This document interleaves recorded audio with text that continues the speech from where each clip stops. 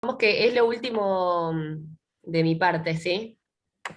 Así que, y son preparados cortitos. Entonces, vamos a ir con vesícula seminal, ¿sí? Que lo que vamos a ver son pliegues, ¿sí? Compuestos por un epitelio también pseudoestratificado cilíndrico, ¿sí? Con la lámina propia. Miren, acá se puede ver bien el tejido conectivo, que está debajo del epitelio, ¿sí? Una muscular, que es una circular interna y una longitudinal externa, como estábamos viendo. Y por último, una adventicia, ¿sí? Que esto es lo que veríamos, ¿sí? Y lo que hace es sintetizar prostaglandinas y flavinas, tiene una secreción alcalina, ¿sí? Que tiene fructosa, que es lo que nos había contado Javi hace un rato, que tenía como función nutrir a los espermatozoides, y va a aportar el mayor volumen del componente líquido del semen, y no mucho más que eso. Estos preparados son bien cortitos. ¿Alguien tiene una duda de esto? Lo más importante de las vesículas sería las glándulas tubulares. Las glándulas tubulares de la vesícula, lo que hacen es formar pliegues con el epitelio. Las que tienen Ah, ok. glándulas son la próstata, que ahora les voy a contar. Ah, entonces, Es- no sé, la había es- leído en el ROS, o sea, la vesícula sería parte de las glándulas sexuales accesorias. claro. Ah, ok. Bueno, entonces por ahí leí mal. Bueno, Sí, por el lo ROS, menos yo no, el ROS, si nunca yo no me acuerdo entendí que mal, el tenía. ROS, si no me acuerdo mal, el ROS te dice algo de que son como glándulas tubulares asociadas entre sí. Sí, no, no hay problema con la Ah, descripción. No es un preparado que sea de los más, de los que tomados. profundizamos más. Así que no hay problema con esa descripción, está perfecto. ¿Sí? En cambio, próstata sí le damos bastante más importancia, que es el que vamos a ver ahora con Maru. Sí, sí. Entonces, próstata, ¿sí? Es un órgano macizo que va a estar rodeado por una cápsula de tejido conectivo colágeno denso, que va a tener además un estroma fibra muscular, que es muy importante porque eso nos ayudaba quizás a diferenciar la próstata de otros órganos. Es una glándula que como adenómero es túbulo alveolar ramificada, ¿sí? Y miren que ya quizás con este aumento se puede ver, así con mucho amor, ¿no? La morfología del adenómero. Acá se ve bien el músculo que les estaba hablando, que es importante porque nos ayudaba en el diagnóstico cuando veíamos los preparados. Y lo que hace es aportar el componente también líquido del semen, y a comparación de la vesícula seminal, su secreción es ácida, ¿sí? Tiene mucho contenido de ácido cítrico y enzimas, que la función es mantener el esperma en estado líquido, y también sintetiza inmunoglobulina A, espermina y fibrinolicina. Y esta creo que es la misma imagen que les mostré recién, pero para que vean, este vendría a ser el epitelio, que forma parte de las glándulas, ¿sí? Y por debajo, el músculo liso. Creo que no tenía muchas más imágenes de eso. Pero esto era como lo más redundante. No sé si Javi buscas decir otra cosa. Sí, se veían las concreciones prostáticas, las inclusiones esas en la otra imagen, Maru. Ah, ok. Se veían esas Acá. que ahí en el libro dice concreciones prostáticas, ¿sí? Que son como inclusiones, ¿sí? Que aumentan con la edad, no se sabe muy bien la función que tienen, pero es bastante común que eso aparezca también en la próstata, ¿sí? ¿Estamos? Y después, bueno, nada, lo que es interesante que a veces cuando uno tiene que analizar, generalmente uno va a analizar los espermatozoides de un hombre cuando está teniendo un problema de fertilidad en la pareja, porque una de las grandes ventajas que tiene este tipo de técnicas que les voy a contar es que uno puede analizar, frente a una pareja que está tratando de quedar embarazados y no lo está logrando, uno tiene fácilmente acceso a los espermatozoides del hombre, mientras que el acceso a las goñas femeninas es mucho más complicado, y además lo que habíamos hablado, ¿no? La mujer nace con una cantidad y esa cantidad es la que va a llevar toda la vida, así que yo no puedo sacar un ovocito y ver qué onda, a ver cómo están, ¿sí? No se hace de esa manera. Entonces lo primero que se analiza, se hace un espermograma, ¿sí? Se le pide al paciente, al hombre, que haga una eyaculación, que la lleve, ¿sí? En un tiempo limitado, no es que digamos, el tiempo es extremadamente limitado, se analiza la movilidad, se hace un espermograma, se analiza la movilidad, se analiza cómo se licúa, porque el semen primero es como viscoso y después se licúa para permitir justamente la movilidad de los espermatozoides. Bueno, se hace toda una serie de pruebas que son extremadamente simples.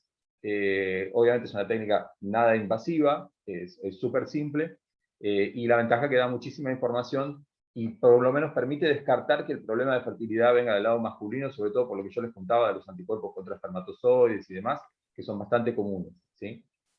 Así que eso se lo van a ir cruzando en el camino. Si bien no suele ser algo que digamos, se ve tan común, se ve mucho en la parte de fertilidad, y en la medida que las parejas somos más grandes en el momento de tener chicos, de tener hijos, esto se ve cada vez más, porque hay más problemas de fertilidad, pues bueno, no es lo mismo tener hijos a los 20, la fertilidad a los 20 que a los 30 y largos, ¿no? Entonces esto se ve cada vez más en la clínica, y creo que son cosas que se las van a cruzar, incluso a veces porque amigas, amigos dicen, che, me pidieron que haga esto. Y además a los hombres en general nos da bastante vergüenza esto de tener que eyacular en un frasquito y llevarlo al laboratorio, ¿no? Entonces es algo que es interesante conocerlo y saberlo, y bueno, como a veces una técnica súper simple de mirar al microscopio de espermatozoides les puede permitir analizar un montón de cosas, ¿no? ¿Sí? ¿Bien? ¿Estamos con Sí. masculino? Bueno, si hay alguna duda después las pasan por el chat, ¿sí? O por el foro en el de la cátedra. Bueno, arranco a compartirlo de ojo. Sí, todo tuyo. ¿Se ve ahí? ¿Se ve? Lo tenemos acá. Ah, bueno, perfecto. Avísame si se me traba porque me están dando medio mal. Así, bueno, por las dudas. Dale. Está por ahora todo bien. Fuerte y claro, como Ok, bueno. Bueno, entonces, vamos a ver ahora la segunda parte, que vendría a ser órganos de los sentidos. Nosotros vamos a ver globo ocular, digamos, en la clase únicamente, pero hay un par más, tipo oído y eso, así que si los quieren leer, bienvenidos sean.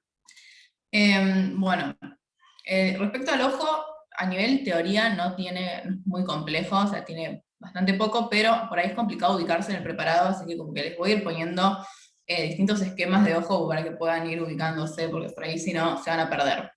Entonces, el ojo, o sea, la pared del ojo va a estar compuesta por túnicas. Vamos a tener la túnica más externa, que es la túnica fibrosa, que su función va a ser principalmente protección, digamos. También va a tener un medio de difracción bastante importante, que es la córnea. Después tenemos la túnica vascular, que es la túnica media, cuya función principalmente es la nutrición. Y después tenemos la túnica nerviosa, que es digamos, la túnica que propiamente lo que va a hacer es captar los estímulos lumínicos y generar una respuesta de tipo bioeléctrica, o sea, nerviosa. Y cuando hablamos también de ojo, vamos a hablar de las porciones anteriores, que son aquellas que, digamos, anatómicamente están en la porción anterior del organismo, como por ejemplo puede ser la córnea, y de porciones posteriores, que son las que están del lado de lo que sería el nervio óptico. Entonces vamos a tener porción anterior en la túnica fibrosa, y posterior en la túnica fibrosa, en la vascular y en la nerviosa. Está bueno como para ir ubicándose espacialmente, ¿no? Entonces, a modo de resumen, ¿qué es lo que vamos a encontrar en el preparado de globo ocular? Tenemos la capa externa fibrosa o esclerocórnea, que tenemos la córnea hacia anterior, y la esclerótica, el resto, o sea, acá puse posterior, pero en realidad, o sea, la porción bien anterior es la córnea y todo el resto es esclerótica. Después tenemos la capa media, vascular o úvea, o sea, se puede llamar esas tres formas, que tenemos en la porción anterior iris, cuerpos y procesos ciliares, y el resto tenemos lo que es coroides. Y después tenemos la capa interna, nerviosa o retina, en la cual tenemos en la porción anterior retina no fotosensible, y en la porción posterior, o sea, en el resto, tenemos retina fotosensible, que es la que justamente puede captar el estímulo lumínico.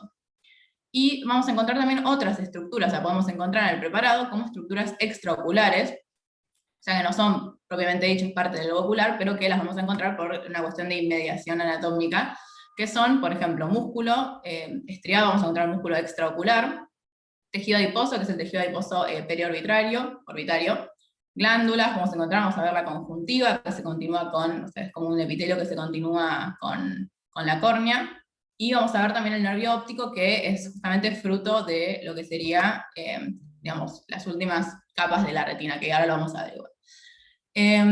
Y después tenemos otras estructuras intraoculares, o sea, que no forman parte de la pared del ojo, pero que sí forman parte del globo ocular, que son, por ejemplo, el cristalino, cámaras anterior y posterior, y el cuerpo vítreo.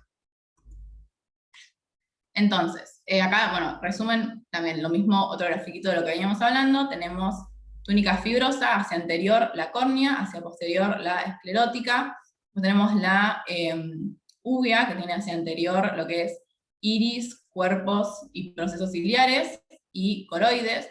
De los procesos ciliares van a salir fibras zonulares, se dice, o ligamentos suspensores que lo unen al cristalino, que es la lente que nos permite la acomodación dentro del ojo. Y después tenemos la túnica nerviosa, que tenemos la retina fotosensible y la no fotosensible, que está hacia anterior. ¿Okay? Y de la retina fotosensible parte lo que sería el nervio óptico, que es como una prolongación del sistema nervioso central.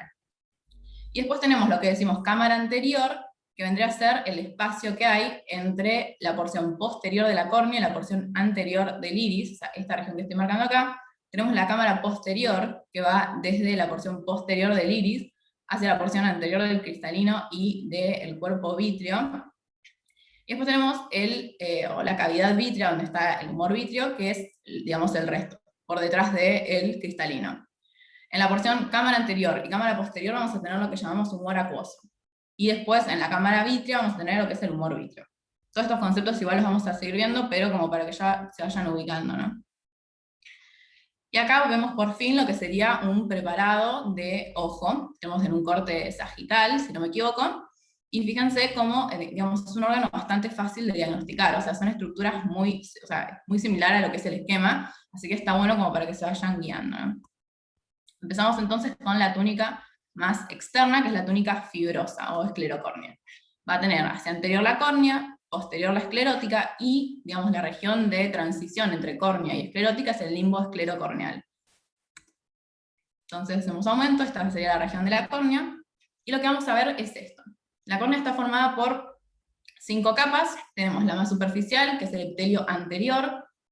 Es un epitelio plano estratificado, no queratinizado, que consta más o menos de 5 estratos celulares. En la porción más basal son células más cilíndricas, que se van a ir haciendo más planas hacia la porción superficial. Esto se asienta sobre la segunda capa, que es la membrana de Bowman, que es esta capa que vemos acá, que es fibrosa, principalmente es la membrana basal anterior. Luego tenemos el estroma, que es de tejido conectivo denso modelado laminar, que es toda esta región que vemos acá, ocupa casi toda la córnea. Que se acuerdan de, creo que es la segunda o tercera clase, que vimos tejido conectivo, que era este tipo de tejido conectivo modelado, denso modelado, en el cual las fibras de colágeno se encuentran de manera ortogonal o perpendicular con la supra y subyacente. O sea, las fibras de una capa se encuentran en un ángulo de 90 grados con la capa suprayacente y con la capa subyacente, permitiéndole o dándole transparencia a este tejido, que bueno, justamente es muy importante a nivel córnea. También es un tejido avascular, o sea, es un tejido conectivo avascular, es una de las excepciones, ¿se acuerdan que hablábamos en aquella clase? Entonces, bueno, nada, importante que recordemos esto, y aparte es muy fácil, o sea, nos lleva inmediatamente a córnea, este tipo de tejido conectivo. Fíjense que teníamos los núcleos en distintas incidencias de corte, que era lo que nos permitía hacer el diagnóstico de este tipo de tejido conectivo. Luego tenemos lo que es la membrana de Descemet, que corresponde a la membrana basal de la última capa, que es esta que vemos acá abajo, también es como una membrana acidófila. Y luego tenemos la última capa, que es el epitelio posterior, que es un epitelio plano simple, y que juega un rol muy importante en lo que es el intercambio de nutrientes y desechos con el humor acuoso, porque justamente recordemos que todo el resto de la córnea es avascular. Pasamos entonces a lo que es la región del limbo esclerocorneal, que es esta región que les marca acá. ¿Acá qué va a pasar? Bueno, principalmente el epitelio de la córnea se va a continuar con el epitelio de la conjuntiva, que es este que vemos acá. O sea, básicamente va a ganar estratos, va a pasar de tener más o menos 5 estratos a tener aproximadamente 10-12 estratos. El estroma de la córnea, que venía siendo un tejido conectivo denso modelado laminar, se va a convertir en un tejido conectivo denso no modelado, que es esto que vemos acá. Respecto a la membrana de Bowman, desaparece abruptamente, digamos, cuando termina la córnea. Y lo que vamos a encontrar en la porción más, digamos, más interna del tejido conectivo, este que ya es denso no modelado, sobre todo en una región que se denomina el ángulo iridio corneal, que ahora tengo una foto, es esta estructura que vemos acá, que es como digamos, una cavidad rodeada o tapizada por un epitelio plano simple que corresponde al conducto de Schlemm, que es importante para el drenaje del humor acuoso. O sea, vamos a volver sobre este tema, pero recuerden dónde se encuentra y qué es, principalmente que forma parte de lo que es el drenaje o el sistema de drenaje del humor acuoso, conducto de Schlemm.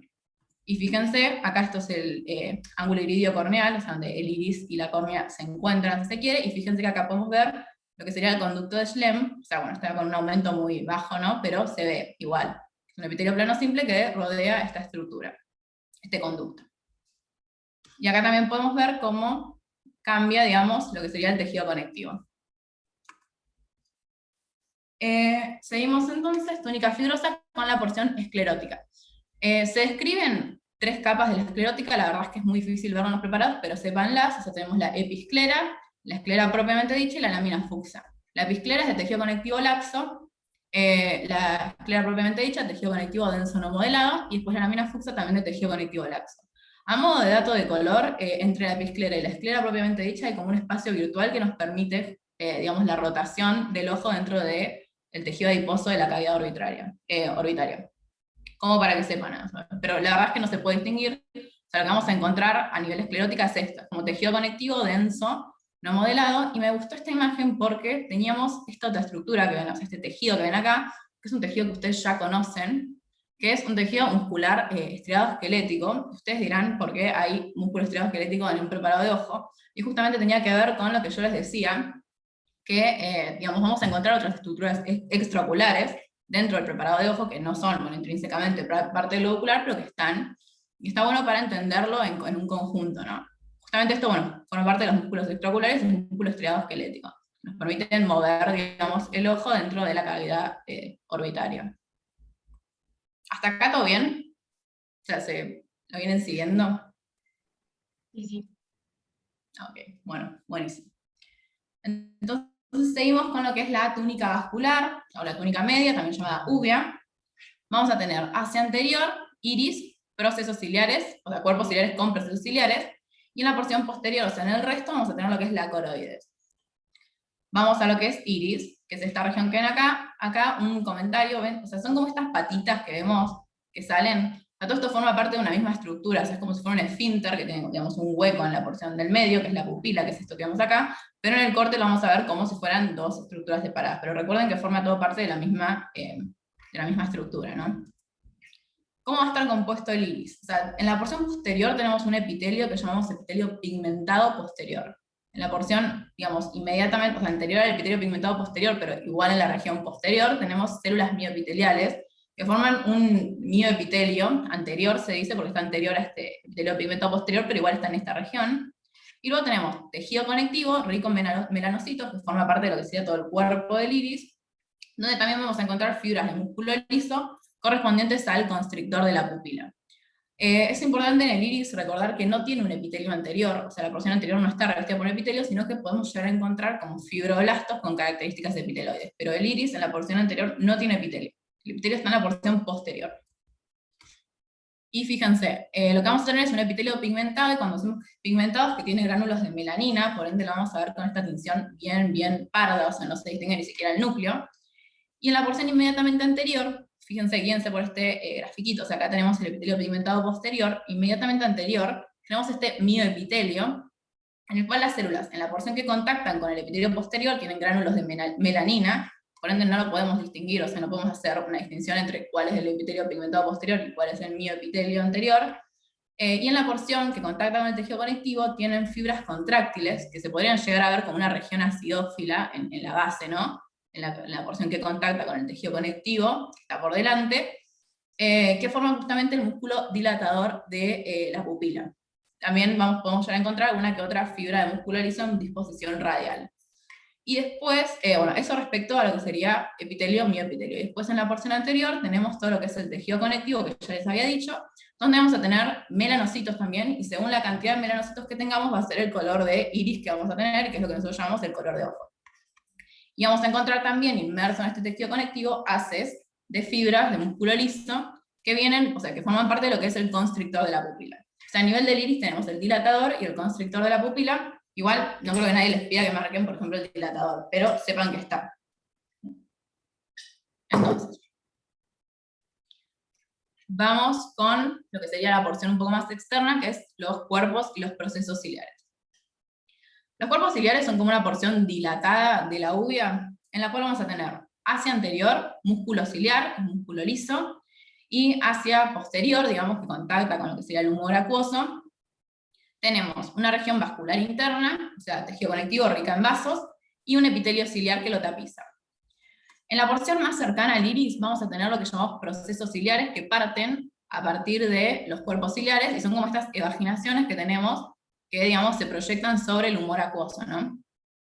Entonces, ¿cómo va a estar compuesto los procesos ciliares? Bueno, principalmente por tejido conectivo con melanocitos, que era esto que decíamos que, bueno, o sea, se continúa con la capa vascular, o sea, la vascular interna de los cuerpos ciliares, y luego va a estar tapizado por el epitelio ciliar, que es un doble epitelio, un epitelio biestratificado, que en realidad está compuesto como por dos epitelios que se enfrentan, que ahora les voy a explicar bien con una imagen que se ve mejor, pero vamos a tener un epitelio pigmentado anterior y un epitelio no pigmentado posterior.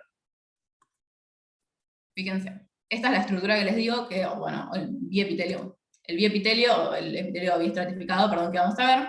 Fíjense, tenemos un epitelio que está en la porción posterior, o sea, que contacta con el humor acuoso, que es un epitelio, digamos, que tiene una tinción acidófila, o podemos llamarlo basófilo, porque es rico en, tiene muchas mitocondrias, digamos, para intercambiar con el humor acuoso, pero también tiene retículo endoplasmático rugoso, porque tiene función de síntesis de proteínas, que ahora les voy a contar un poco, y cuya membrana basal se encuentra apoyada, si se quiere, sobre el humor acuoso. O sea, la membrana basal estaría en esta región.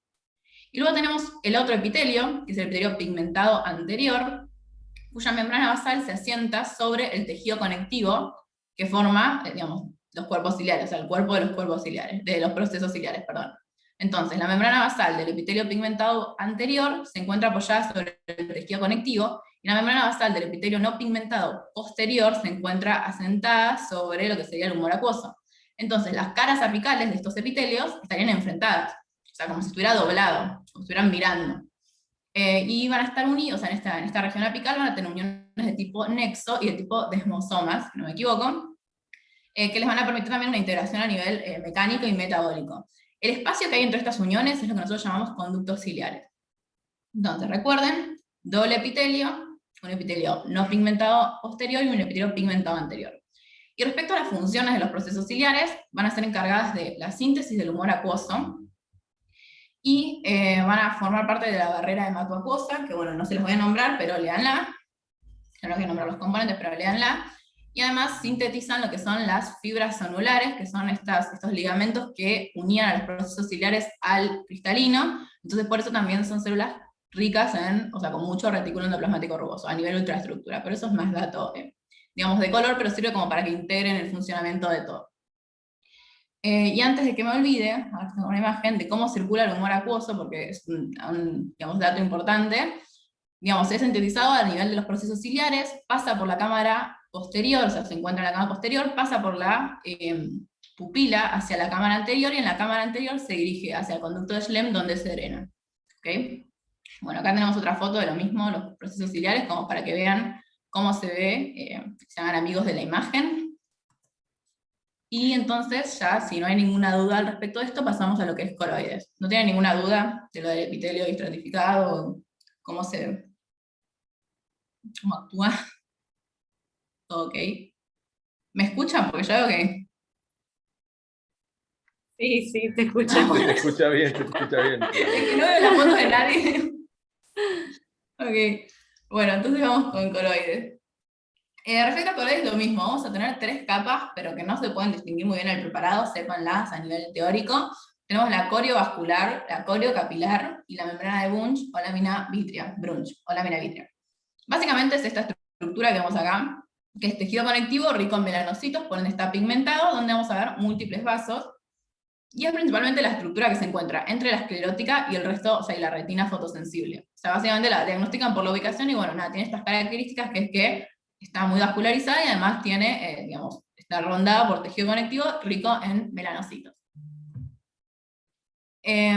Y antes de pasar ya a lo que sería la túnica nerviosa o la retina, vamos a hablar 2 minutos del cristalino.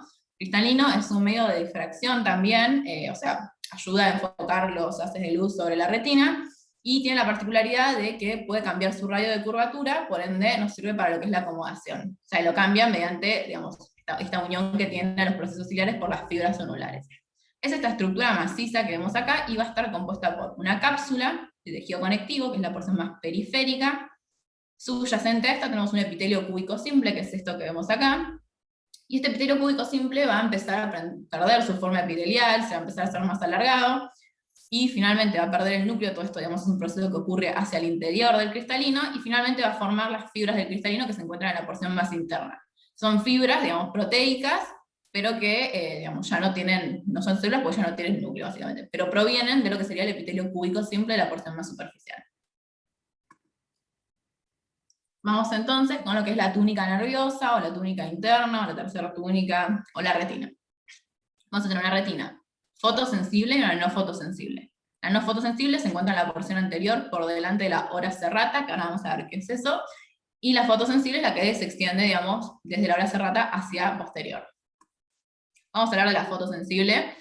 Esto es lo que vamos a ver cuando vemos retina fotosensible. Bueno, yo les marqué acá como un cuadradito de más o menos dónde podría estar, pero básicamente es todo esto, no es solo este cuadradito, por las dudas.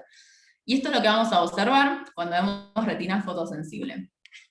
La retina está compuesta por 10 capas, ustedes tienen que conocer, tienen que saber qué células las componen. Les dejé este grafiquito acá al lado porque sirve, o sea, bastante como para entenderlo en conjunto. Vamos a tener neuronas o células que forman parte de la conducción, o sea, que forman parte de la vía óptica propiamente dicha. Vamos a tener interneuronas o neuronas de conexión, y vamos a tener células de sostén como células de la glía. Es importante que sepan, las más que puedan, o sea, las de conducción las tienen que saber todas. Respecto a las células de sostén, hay una célula muy importante que es la célula de Müller, que incluso ayuda a compartimentalizar la retina, así que tienen que conocer su función. Y bueno, empiezo ya a explicar cómo funciona esto. Otro dato es que, fíjense, la luz ingresa por lo que es la córnea, atraviesa cristalino, y recién ahí contacta con la retina, ¿no? Entonces va a contactar con la retina desde su capa, o sea, de lo que nosotros consideramos la capa 10 en adelante, o sea, el haz de luz hace este movimiento, o sea, va desde la 10 hasta la 1. Pero recién en la capa 2 tenemos los fotorreceptores, o sea que la luz atraviesa toda la retina, y recién en la capa 2, ahí puede ser, digamos, tiene algún tipo de digamos, respuesta a nivel fisiológico. O sea, acá tenemos las células que pueden responder a estímulos lumínicos. Pero las de luz va desde la 10 hasta la capa 1 en un principio. Entonces, la capa 1 es el epitelio pigmentario, que bueno, es un epitelio justamente cúbico simple, que tiene gránulos de melanina, por eso pigmentario, es muy fácil de diagnosticar. Y las particularidades del epitelio pigmentario es que principalmente está anclado muy fuertemente a lo que es la membrana de Bruch.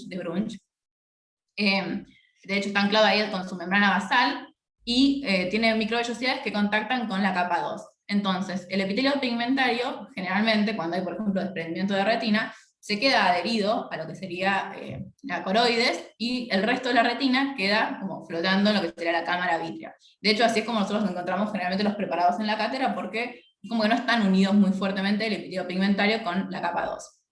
¿Cuáles son las funciones del epitelio pigmentario?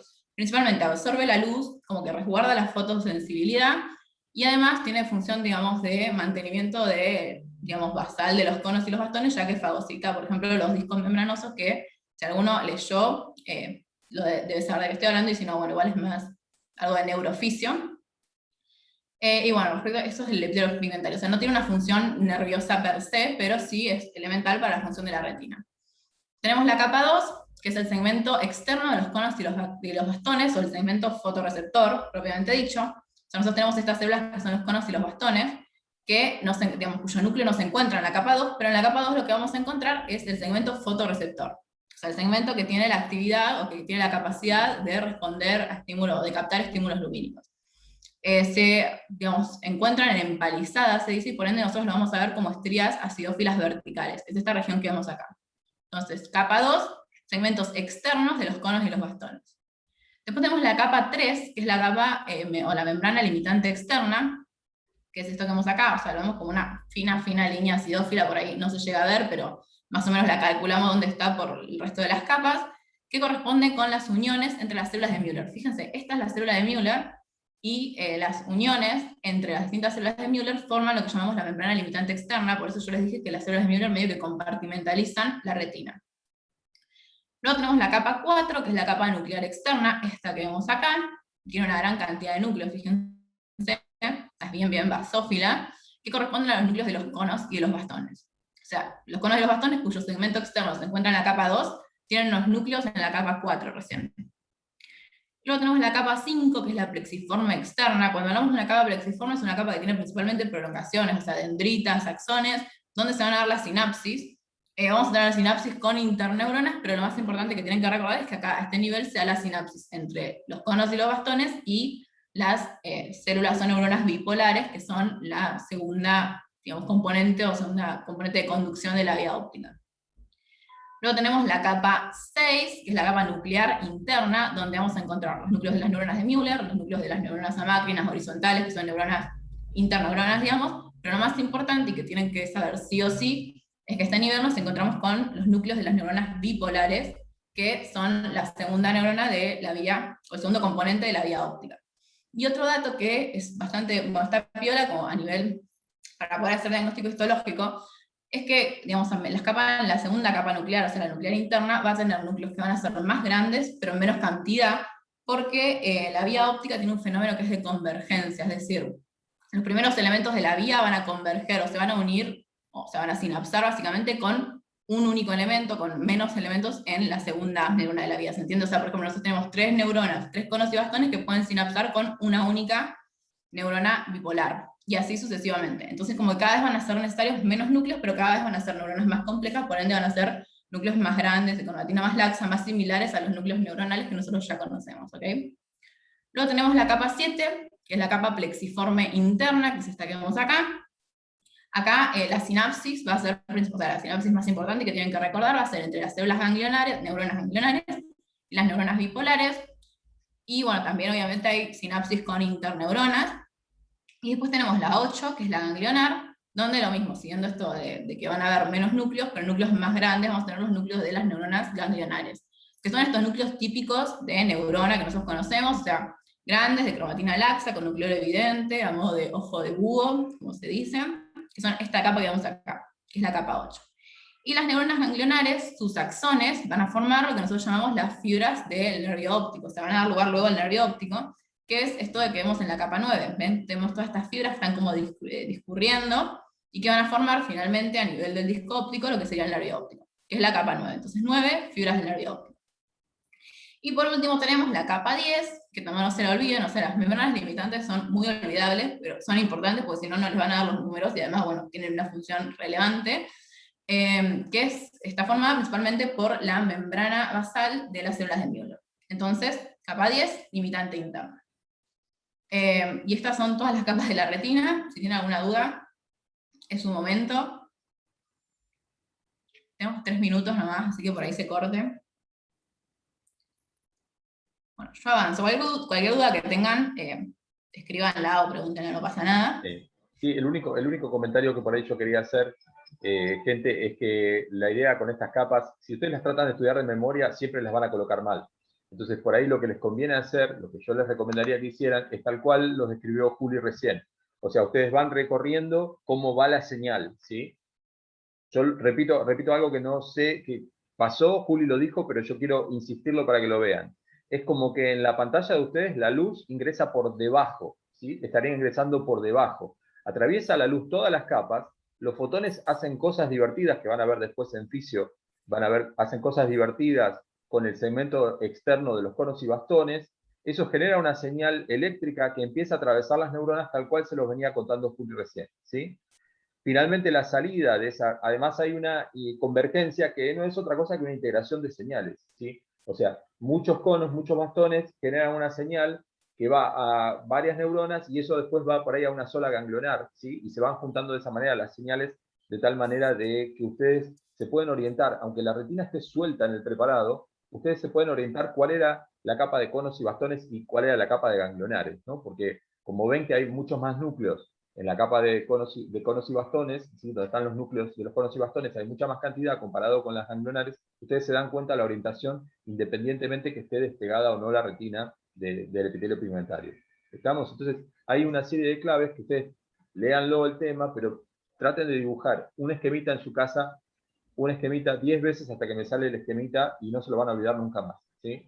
Es como se lo recomendamos, como nosotros lo estudiamos, como lo estudian nuestros estudiantes, como digamos, todo el mundo lo vimos de esa manera, porque si tratan de saberlo de memoria, es un problema, ¿sí? Entonces, y subrayar una cosa más, que la salida de las ganglionares, o sea, la proyección de las ganglionares, genera ese tubo que es el nervio óptico, ¿sí? El nervio óptico y la retina también son como partes del sistema nervioso central. Por lo tanto, también están recorridas por microglía, patrulladas por microglía, o puede haber astrocitos también, lo mismo que en el nervio óptico. De hecho, el nervio óptico incluso está recubierto por meninges, ¿sí? O sea que funciona como un tubo a través del cual, digamos, llegaste al sistema nervioso central, pero además funciona como parte del sistema nervioso central. Entonces, hay microglía, los axones de las ganglionares están mielinizados por oligodendrocitos, es parte del sistema nervioso central, ¿sí? Eso solamente de subrayar eso. Queda menos de un minuto. ¿Alguna pregunta? Abrimos una para finalizar y redondear el tema, pero me pareció importante recalcar esas 2-3 cositas. Buenísimo. Pregunta no. Terminamos esta sala y abrimos una nueva para redondear el tema, ¿sí? Dale.